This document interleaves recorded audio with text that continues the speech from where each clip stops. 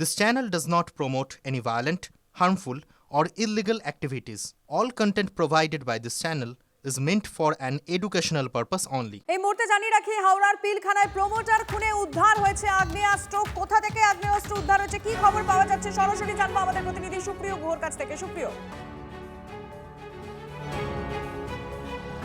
দেখো, তোমাকে প্রথমেই যেটা বলবো যে রোহিত এবং হারুন খান মূল যে দুজন অভিযুক্ত, তাদের পুলিশ এখনো পর্যন্ত নাগাল পায়নি। তাদের খোঁজে বিভিন্ন জায়গাতে তল্লাশি চলছে, কিন্তু হাওড়ার পিলখানায় প্রমোটারকে শুট আউটের পর এই যে হারুন এবং রোহিত, তারা কলকাতার বউবাজার এলাকাতে চলে আসে এবং এখানে এসে তাদের কয়েকজন অ্যাসোসিয়েট তাদের সঙ্গে দেখা করেছিল, তাদের সাহায্যে তারা আশ্রয় নিয়েছিল এবং পরবর্তীতে এই যে তিনজন, মোহাম্মদ বিলাল, মোহাম্মদ ওয়াকিল এবং দিলদার, এই তিনজনকে হেফাজতে নিয়ে প্রথমে পুলিশ তাদের গ্রেপ্তার করে, হেফাজতে নিয়ে জিজ্ঞাসাবাদ করে এই তিনজনের মধ্যে যে মোহাম্মদ ওয়াকিল ওরফে মুন্না, সে যে তাদেরকে আগ্নেয়াস্ত্রগুলো যেগুলো খুনে ব্যবহার হয়েছিল, শুট আউটের ঘটনায় ব্যবহার হয়েছিল, এই যে জায়গাতে আমরা দাঁড়িয়ে রয়েছি, এটা বউবাজার থানা এলাকার কলুটলা স্ট্রিট এবং এখানে মোহাম্মদ ওয়াকিলের দাদার এই যে ব্যাগের কারখানা এবং সেই কারখানার মধ্যে এই যে শৌচালয় রয়েছে, একেবারে সেই শৌচালয়ের ভেতরে যে ওয়াটার ট্যাঙ্ক রয়েছে, দেখতেই পাচ্ছ এই যে সাদা রঙের যে ওয়াটার ট্যাঙ্ক, এই জলের ট্যাঙ্কের ভেতরেই যেটা পুলিশ সূত্রে জানা যাচ্ছে যে শুট আউটের ঘটনায় ব্যবহৃত যে দুটি আগ্নেয়াস্ত্র, সেই দুটি আগ্নেয়াস্ত্রকে লুকিয়ে রাখা হয়েছিল। অর্থাৎ রোহিত এবং হারুন, তারা দুজন যে আগ্নেয়াস্ত্র ব্যবহার করে সফিক খান নামের প্রমোটারকে খুন করেছিল, যে ছবি সিসিটিভি ক্যামেরায় দেখা গিয়েছিল,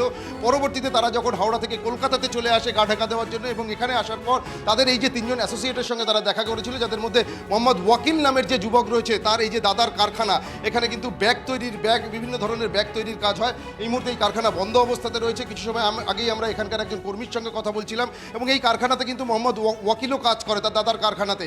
এবং এই যে হারুন এবং রোহিত, তারা যখন খুনের ঘটনার পর কলকাতাতে চলে এলো, এখানে আসার পর মোহাম্মদ বিলাল, মোহাম্মদ ওয়াকিল এবং দিলদার, এদের সহযোগিতা নিয়ে এই সমস্ত ব্যবহৃত যে আগ্নেয়াস্ত্র এবং কার্তুজ, যেগুলো তাদের কাছে লাইভ কার্তুজ ছিল, সেগুলোকে লুকিয়ে রাখার জন্য তাদের কাছে সাহায্য চায়। এবং তার পরবর্তীতেই যেটা আমরা জানতে পারছি যে মোহাম্মদ ওয়াকিলের দাদার এই কারখানার ভেতরে থাকা, আমার ক্যামেরা পার্সন অভিজিৎকে বলবো আরও একবার দেখানোর জন্য, অর্থাৎ পুলিশ যাতে কোনোভাবেই এগুলোর হদিশ না পায় সেই কারণে দিকে নজর রাখো। কিন্তু এরই মধ্যে অবশ্যই আমাদের দর্শকদের এই বিষয়ে জানিয়ে রাখি, হাওড়ার পিলখানায় প্রমোটার খুনে কিন্তু গ্রেফতার হয়েছে আরও এক অধরা মূল অভিযুক্ত হারুন। মোহাম্মদ আসলাম নামে একজনকে গ্রেফতার করে পুলিশ। সূত্রের খবর, এই আসলামই মেটিয়াবুরুজে হারুন ও রোহিতকে লোকপাতে সাহায্য করেছিল।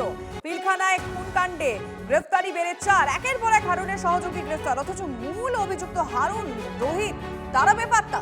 শাসক বিধায়ক ঘনিষ্ঠ বলে কি এখনো অধরা হারুন? কাকুরিয়া কাণ্ডের মূল অভিযুক্ত সোনা পাপ্পু এখনো অধরা। সব মিলিয়ে প্রশ্নের মুখে পুলিশের ভূমিকা।